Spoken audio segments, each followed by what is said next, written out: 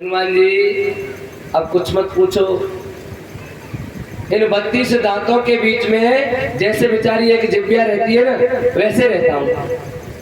और भजन करने का तो मेरा अजीब ही ढंग है। बोले क्या? बोले देखो हमारे दरवाजे पे एक तरफ लिखा है रा और दूसरी तरफ लिखा है म। ये क्या भजन का तरीका? बोले इससे ये है कि अगर मैं डायरेक्ट राम लिखता तो रावण अब तक मुझे राम के पास पहुंचा देता, सीधा नहीं लिख सकता हूँ। इससे राम ऐसे जो अलग अलग लिखा है इसको देखकर भी हमारे कई नगरवासियों ने जो हमसे जलते हैं, जो हमसे द्वेष रखते हैं, उन्होंने जाकर के रावण से कहा कि आपका भाई तो स्वयं राम की पूजा करता है। तो रावण मेरे पास भान बनाता हुआ आया, कहा है विभीषण राम की पूजा करता है? बोले देखो दरवाजे पे भी लिखा है राम। तो रावण ने बोला विभीषण ये क्या है? विभीषण ने हाथ जोड़ के पैर पकड़ लिए, भैया कुछ भी नहीं है। अरे तू राम का नाम लिख रहा है इस पर? अरे आपसे किसी ने गलत सूचना दी है, ये राम का नाम नहीं है। तो बोले रा से रावण, म से मंदोदरी। मैं तो भैया और भाभी के चरणों का सेवक हूँ, मैं तो आप दोनों की पूजा करता हूँ। रावण बड़ा खुश हुआ, देखो हमारे भाई को आप केवल रावण की पूजा करते हैं, वो तो अपनी भाभी की भी पूजा करता है। इतना बड़ा भक्त है हमारा। और वास्तविकता तो यही है कि इस बहाने कम से कम राम का नाम ले लेता है। कभी कभी हमको ऐसी कुछ सलाह मिल जाती है, बचाव का तरीका मिल जाता है, बचे कैसे, तब हमको सकरी गली से निकलना पड़ता है। ये सकरी गली है विभीषण की। एक बार जैसे हमारे रघुनाथ जी का मंदिर हमारे बहुत पूर्वजों ने न जाने कितने वर्ष पूर्व बना होगा, इसका तो कुछ पता नहीं है। जब उन्होंने बनवाया तो कुछ सोच समझ के बनाया होगा। ऐसे ही एक गांव में कुछ लोगों ने मंदिर बनवाया, एक परिवार वालों ने ये मंदिर बना, बहुत पैसा था उनके पास तो उन्होंने मंदिर बनवाया। अब जो मंदिर की गुम्बज थी, उन्होंने सोचा कि कभी ऐसा समय आ गया कि बाई चांस हमारे जो बच्चे होंगे अगर उन पर कभी गरीबी आ गई, पैसा नहीं रहा, तो बेचारे वो कहाँ घूमेंगे, कहाँ जाएंगे। इसलिए एक काम करो, 1.25 लाख मुद्राएं उन्होंने और पूरा मंदिर बनवाया, गुम्बज बनवाया। उस पर एक शिलालेख लिख दिया। उस शिलालेख पे लिख दिया कि आज दीपावली के दिन सुबह 1:30 बजे या 1 बजे, दिन में 1 बजे इस शिखर में 1.25 लाख मुद्राएं रखी गई हैं। सोने की मुद्राएं, 1.25 लाख सोने की मुद्राएं इसमें रखी गई है। ऐसा लिख दिया और शिलालेख लगा दिया। अब जो भी वक्त आता सब उसको पढ़ते और सबको ये लगता कि इसकी जो शिखर है उस शिखर में 1.25 लाख स्वर्ण मुद्राएं रखी हुई है। बहुत समय बीता, मंदिर बनाने वाले भी चले गए, मंदिर के बनाने वाले मिस्त्री भी चले गए, 2-1 पीढ़ी और निकल गई। धीरे धीरे हिस्से बढ़ते गए, 2 के 4, 4 के 8, 8 के 16 होते ही है। अब खेत कम होते गए, गरीबी आती गई। एक समय ऐसा आया बेचारों के पास में, जिसके हिस्से में वो मंदिर था उनके पास कुछ भी नहीं बचा। खेत तो सब दूसरों ने बांट लिया, एक को मंदिर दे दिया। अब मंदिर में से बेचारे की पूर्ति नहीं होगी, कोई चढ़ावा वगैरह आए नहीं, क्योंकि पर्सनल घरेलू मंदिर हो गया। भाई आपका मंदिर है, आप पूजा करो। अब मंदिर में आरती करने के लिए घी की व्यवस्था नहीं। तो उन्होंने देखा किसके इसमें लिखा हुआ है, किसके शिखर में 1.25 लाख स्वर्ण मुद्राएं हैं। पहले तो सोचा पुरखों का बना हुआ है, खेती वेती है, उसको निकाल दो और कुछ है, सारा सामान बिक गया। तो उन्होंने सोचा कि ऐसा है, पहले इसमें से मंदिर में से धन को निकाल लो और जब धन आ जाए तो मंदिर फिर बना देंगे। तो उन्होंने उस गुम्बज को फोड़ना शुरू किया। पूरी गुम्बद फोड़ दी, उसमें कुछ नहीं निकला। पूरा मंदिर की एक ईंट ईंट अलग कर दी, उसमें कुछ नहीं निकला। अब कहने लगे कि ये तो बड़ी आफत हो गई। अब तक तो ये डर था कि लोग हमारी बदनामी करेंगे कि देखो पैसे के लिए मंदिर फोड़ दिया, अब तो और बदनामी हो जाएगी। अब क्या करें? उधर से एक संत आ गया, और संत कहने लगे कि अरे ये मंदिर तो आपके फला उन्होंने बनवाया था, और उनके जो बेटे थे, बेटे के बेटे, वो हमारे ऐसे ऐसे मित्र रहे हैं। अब वो ज्ञानी संत ज्ञानी थे, उन्होंने भी उस शिलालेख को पढ़ा था। अब उनमें आपत्ति ये थी कि जब इसमें स्वर्ण मुद्रिकाएं रखी नहीं तो शिलालेख क्यों लगाया, और जब शिलालेख में लिखा है तो फिर वो मुद्राएं गई कहाँ, इसमें होनी चाहिए। अब सबको यही दिक्कत, बोले स्वर्ण मुद्रा इसमें रखी थी तो गई कहाँ, और अगर इसमें रखी नहीं थी तो सीधे ये क्यों लिखा। तो संत ने कहा कि एक काम करो कि हाँ इसमें ही रखी है मुद्राएं, तो अभी भी उसी में रखी शिलालेख, उसमें गुम्बज में। बोले अब गुम्बज ही नहीं रही तो शिलालेख वो कहाँ से आएगी, मुद्राएं कहाँ है। बोले आप मंदिर को फिर बनाओ। तो महाराज वैसे ही कुछ नहीं बचा हमारे पास। बोले कुछ भी करो। उन्होंने कुछ इधर उधर से लिया, कुछ घर में थोड़ा बहुत पड़ा था वो सब बेच बाच के और ले लिया, लेकर के मंदिर को पुनः उसी हिसाब से बनाया जैसा पहले बना हुआ था। गुम्बज बनाई गई। लोग कहने लगे महाराज कहाँ है। बोले पहले दीपावली तो आने दो, वो तो दीपावली वाले दिन ही मिलेगा खजाना। जिस दिन दीपावली आई उससे एक दिन पहले चतुर्दशी को संत जी आ गया। अब कहने लगे बाबा अब तो बता दो, अब तो दीपावली आ गई। बोले दीपावली आने दो। बोले कल दीपावली, कल देख लेंगे। जब हमने एक एक ईंट देख ली उसमें कुछ निकला नहीं तो अब कहां से निकलेगा। बोले कल तो होने दो। सुबह हुई, लोग पहुंच गए। बाबा अब बताओ कहाँ है खजाना। बाबा कहने लगे सब्र करो, इस पे क्या टाइम डला, 1 बजे, तो 1 बजे आ जाना। अब तो गांव में से इतनी भीड़ इकट्ठी हो गई कि आज बाबा खजाना निकालेंगे। 1.25 लाख सोने की मुद्राएं बहुत मायने रखती हैं। सब लोग इकट्ठे होकर के गांव के आ गए। अब जैसे ही 1 बजा बाबा ने कहा कि निकालो मुद्राएं। बोले कहाँ है।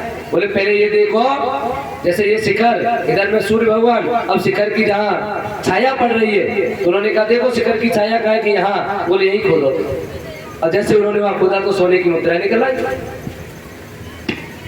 ये चतुराई का काम है, ये ज्ञान का काम है। उन्होंने तो ये सोचा था कि जो हमारे आने वाली पीढ़ी होगी अगर ऐसे डायरेक्ट लिख दे इसमें तो कोई भी चोर चुरा के ले जाएगा।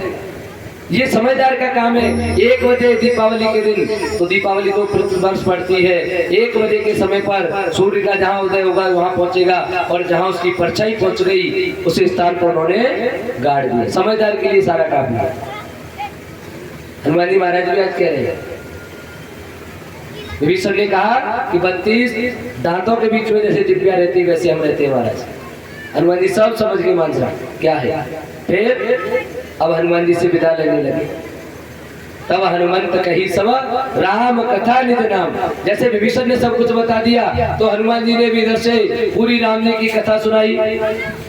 राम को कैसे वनवास हुआ, कैसे आए, कैसे सीता का हरण हुआ और कैसे हम यहाँ तक आए, सब व्यवस्था बता दी। फिर अपना नाम बताया। और एक बात और बता दो, हनुमान जी ने लंका के अंदर केवल एक बार अपना नाम लिया कि मैं हनुमान हूँ। भक्त ने भक्त को ही बताया कि मैं हनुमान हूँ, नहीं तो अपना नाम नहीं बताया है। केवल विभीषण को बताया कि मेरा नाम हनुमान है, नहीं तो किसी को नहीं बताया। यहाँ तक कि सीता जी को भी नहीं बताया। आज सुनत जुगल, जुगल कहते दोनों का तन कैसे होने लगा। सुनत जगल तन पुलक मन, दोनों का मन एकदम प्रफुल्लित हो गया, प्रसन्नचित्त हो गया, क्योंकि राम के भक्त को राम का भक्त मिल गया, एक राम भक्त को दूसरा राम भक्त मिल गया, इसलिए दोनों का मन हर्षित हो गया। और ये निश्चित मान लेना, जब दो लोग एक जैसी धारणा वाले, एक जैसे मन वाले मिल जाते हैं तो प्रसन्नचित्त हो जाएंगे। और अगर अलग अलग विचारधाराओं के मिल जाए तो निश्चित सी बात है थोड़ी देर में तरातरम प्रतियोगिता चालू हो जाए। हाँ, मतांतर हो सकता है, मतों में भेद हो सकते हैं, मतभेद हो सकता है, लेकिन मन भेद नहीं होना चाहिए। मतभेद हो जाए कोई बात नहीं, मन भेद नहीं होना चाहिए। आ रही बात समझ में। मतभेद हो जाए कोई बात नहीं है, होता रहता है, लेकिन मन भेद नहीं होना चाहिए, मन में भेद नहीं आना चाहिए। इसलिए मुझसे ऐसा कह दे तो अब हम ये काम करेंगे नहीं, ऐसा नहीं होना चाहिए। मनभेद नहीं हो। इसी प्रकार से विभीषण और हनुमान जी दोनों एक ही राम के भक्त हैं, दोनों एक जाति होगी, दोनों की भक्त है। और देखो अभी जो चर्चा चली ना, आप कहोगे कि इस कथा में भी आप इसलिए ले आए, ये जो जाति वाली बात है। अरे एक राक्षस और एक वानर, उन दोनों ने अपनी एक जाति बना ली, एक छत्री और एक नाविक, नाव चलाने वाला भील, उन्होंने अपनी एक जाति बना ली क्योंकि उनका काम एक है। आज विभीषण और हनुमान जी दोनों कह रहे हैं हम तो दोनों एक ही हैं, वो एक बन गए क्योंकि काम भगवान श्री राम के लिए करना है। इसीलिए हमें भी काम किसके लिए करना है, बस ये देखना है। हमें रघुनाथ जी के लिए काम करना है, हमें गुरु जी की बात को याद रखना है, हमें गुरु जी के लिए काम करना है। इसीलिए मनभेद नहीं लाना है। मतभेद होते रहते हैं लेकिन मनभेद नहीं होना चाहिए। आज विभीषण से सारी बात जान करके, और विभीषण ने भी केवल क्या बताया, जुगत बताई, डायरेक्ट लेके नहीं गया कि चलो मैं तुम्हें पहुंचा दूं सीधा ही जहां बैठी है, केवल मैंने युक्ति बताई। एक काम करो, अब तुम यहाँ से उस दिशा में अशोक वाटिका, आप वहां पहुंच जाओ, छोटे रूप में जाना, वहां पे एक पेड़ के नीचे सीता जी बैठी है, और जब आप वहां पहुंच जाओगे तो निश्चित रूप से आप मैया के दर्शन कर लोगे। और भगवान हनुमान जी महाराज भी कह रहे हैं, इधर विभीषण हनुमान जी से कह रहे हैं, अब मोए भरोसा हनुमंता,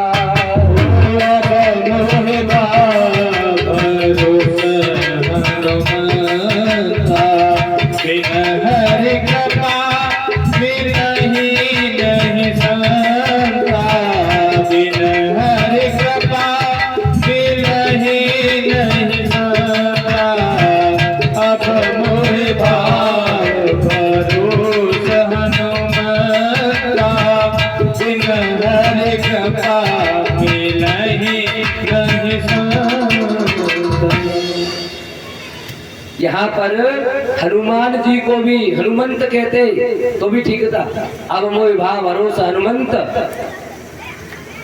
और बिनु हरि कृपा मिले नहीं संत, इतना भी तो कह सकते थे। लेकिन क्या कह रहे हैं, अब मोहि भाव भरोसा हनुमंता। हनुमान हनुमान नहीं है, उनको पता है हनुमान की शक्ति क्या है। गुरु ब्रह्मा गुरु विष्णु गुरु देवो महेश्वर, एक तो कहते थे महेश्वर, और कुछ लोग बोलते महेश्वराय, बहुत तंगा, बड़े वाले गुरु जी। हर चीज का एक रूप बदल जाता है। यहाँ विभीषण ने क्या किया, बिनु हरि कृपा मिले नहीं संता। संत तो मिल जाएंगे, संत तो मिल जाएंगे, लेकिन संता जो वास्तव में सदगुरु हैं वो बिना हरि की कृपा के नहीं मिलते। अच्छे गुरु हमको जब भी मिलते हैं जब हम पर भगवान की बड़ी असीम कृपा होती है, तब। और आप भी ऐसा लग रहा है कि आप भी संत हैं। हनुमान जी भी क्या है, संत है। और देखो एक रावण भी संत बना था, काल ने रावण राहु, वेश बदले, संत का वेश बदला रावण ने, संत का वेश बनाया काल नेमी ने, लेकिन भगवान के ओर जाने के लिए नहीं, भगवान से दूर करने के लिए किसी को। उनका क्या है, आशीर्वाद आप जान सकते हैं। हनुमान जी का वेश कुवेश है, वेश अच्छा नहीं है, बंदर का मुंह है, जाओ मन। हनुमान ये कैसे, इनका वेश कुवेश है, लेकिन ये भी संत के वेश में, ये भी संत है। रूप अच्छा नहीं तो क्या हुआ, मन तो अच्छा है, मन से तो भगवान को ध्याते हैं। बोलो राधे राधे। इसीलिए कभी ये मत सोचो कि हम सुंदर नहीं है तो भगवान की भक्ति नहीं कर सकते, हम लगड़े लूले हैं तो भगवान की भक्ति कैसे करेंगे। नहीं, हम सब भगवान की भक्ति तो भी करेंगे, हम चाहे कुरूपी हो, विकलांग हो, लेकिन भगवान की भक्ति के लिए मन अच्छा होना चाहिए। तन से कोई फर्क नहीं पड़ता तन कैसा है। अष्टावक्र 8 जगह से टेढ़े थे और फिर भी देखो कितने विद्वान। तन का कुछ नहीं है, ये तो चमड़ी है। चांद का क्या देखना, मन को देखो, मन में क्या है, दिमाग में क्या है। जाते न पूछो साधु की, पूछ लीजिए ज्ञान। मूल करो तलवार को, बड़ी लेन दो में आ गया। अगर जाति देख करके आप देखोगे, सज्जन लोगों की, साधुओं की जाति देखोगे, विद्वानों की जाति देखोगे, तो आपको पता है अब तक हम कहाँ होते। जाति से काम नहीं चलता। यदि कोई पुरुष या कोई स्त्री या किसी भी जाति का व्यक्ति अगर इस प्रकार का अन्वेषण कर दे, इस प्रकार की खोज कर दे, जिससे हमारा जीवन सफल हो जाए, हमारे जीवन में कुछ जो दुविधा है वो कम हो जाए। क्या कोई बता सकता है ग्राहम बेल की क्या जाती थी, अल्बर्ट आइंस्टीन की क्या जाती थी? कोई बता सकता है? अरे उनके द्वारा बनाए हुए बल्ब, उनके द्वारा रेडियो, टेलीफोन, ये किस जाति के लोगों ने बनाए? किसी ने पूछा है तक? यूज तो सब कर रहे हैं। किसी ने नहीं कहा कि उसके पास ये दिमाग था, उसके पास इतना ज्ञान था जिससे उसने बना दिया, हम तो नहीं यूज करेंगे। सब यूज कर रहे हैं। संत की कोई जाति नहीं है, विद्वान की कोई जाति नहीं है। ज्ञानी पुरुष कोई भी हो सकता है, किसी भी समाज में ज्ञानी हो सकता है, इसकी कोई जाति नहीं है। और ये सब मिलते कब है? जब भगवान की बड़ी कृपा हो जाए, असीम अनुकंपा होती है भगवान की, तब जाकर के हमको संतों का, विद्वानों का समागम होता है।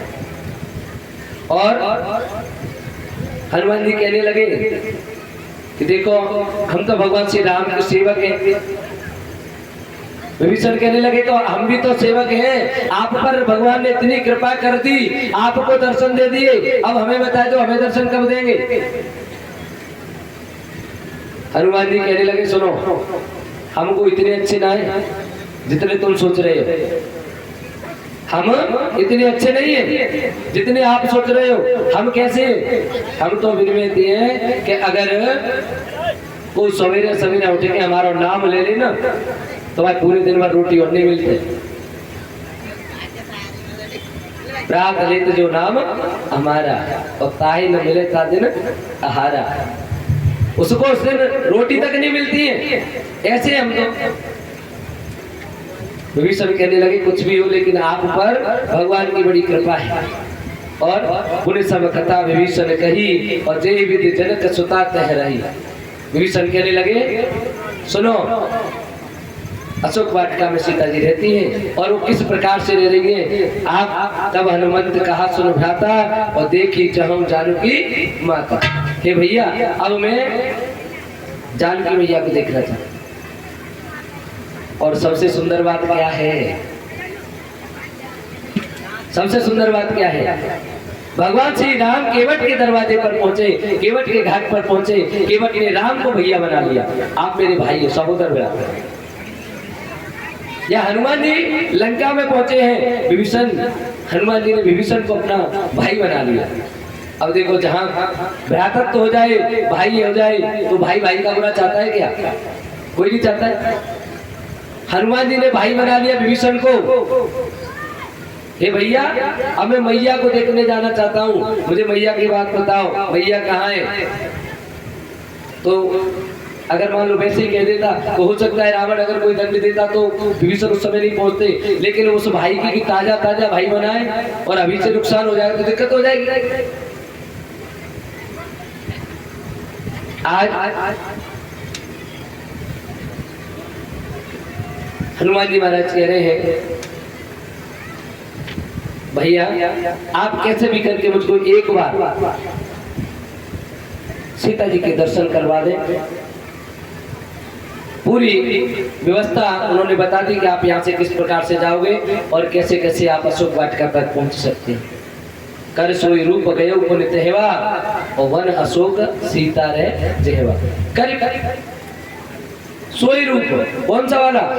जो विभीषण ने कहा कि आप इस रूप में वहां जा सकते हैं, वही वाला रूप करके या ऐसा कह सकते हैं कि जिस रूप में हनुमान जी महाराज पहले पूरी लंका में भ्रमण कर रहे थे, घूम घूम के देख रहे थे, वही वाला रूप फिर से बना लिया। क्योंकि विभीषण के सामने तो किस रूप में खड़े थे? ब्राह्मण के रूप में। अब उन्होंने अपना वही वाला रूप बना लिया और वहां से कहां पहुंच गए? वन अशोक सीता रहे जयवा, जहां अशोक वाटिका में सीता जी रहती है, आज वहां पर हनुमान जी महाराज पहुंच जाते हैं। और तर पल्लव में रहा लुकाई, पेड़ पौधों में बैठ करके उन पत्तों से अपने आप को छुपा रहे हैं। लुकाना मतलब छुपाना, अपने आप को छुपा रहे हनुमान जी, कहीं किसी को निगाह नहीं पड़ जाए। और सोच रहे हैं एक एक घड़ी, एक एक पल उनको एक एक वर्ष की तरह से लग रहा है कि ऐसे बीत रहा है। और तेही अवसर रावण तेही आवा, उधर रावण को भी नींद नहीं आई, मंदोदरी इत्यादि सबको साथ में लिया और सीधा अशोक वाटिका में आ गया। रावण भी परम ज्ञानी, उसको पता है, अंदाजा लगा लिया उसने कि आज सीता किसी न किसी को अमरता का वरदान देने वाली है। अगर मैं इसी समय पर पहुंच जाऊं तो इस ब्रह्म मुहूर्त में मुझको वरदान मिल जाएगा, मैं अजर अमर हो जाऊंगा। प्रसन्न करने के लिए एक दिन रावण से मंदोदरी ने कहा था कि आप तो इतने बड़े ज्ञानी हैं और आप इतने वेश बदलने वाले हैं, आप कोई भी रूप धारण कर लेते हैं, तो आप राम का रूप धारण करके सीता के सामने क्यों नहीं चले जाते? तुरंत सीता आपका वर्णन कर ले कि राम आ गए। तब रावण ने कहा कि मंदोदरी आपको क्या लगता है, क्या मैंने ये कोशिश नहीं की? ये माता बहन कृपया बात न करें, हाँ, क्योंकि बहुत अच्छी बात आ रही है। रावण ने क्या कहा कि मंदोदरी आप क्या समझती हो, क्या मैंने ये कोशिश नहीं की? लेकिन जब जब मैंने राम का रूप देखा है, जब जब मैंने राम का रूप धारण किया है, तब तब मुझे अपने सामने की बैठी हुई सभी नारियां, उनमें अपनी माता का रूप दिखाई। राम प्रत्येक नारी में अपनी माँ का रूप देखने वाले। तो रावण भी जब राम का रूप भेष करता है तो प्रत्येक नारी में अपनी माँ का रूप देखता है, इसलिए वो ये काम कर नहीं पाएगा।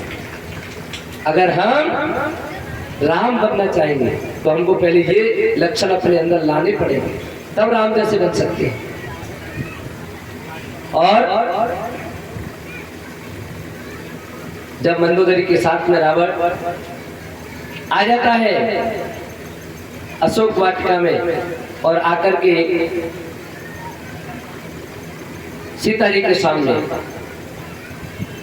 तेहि अवसर रावण तेहि आवा, तेहि अवसर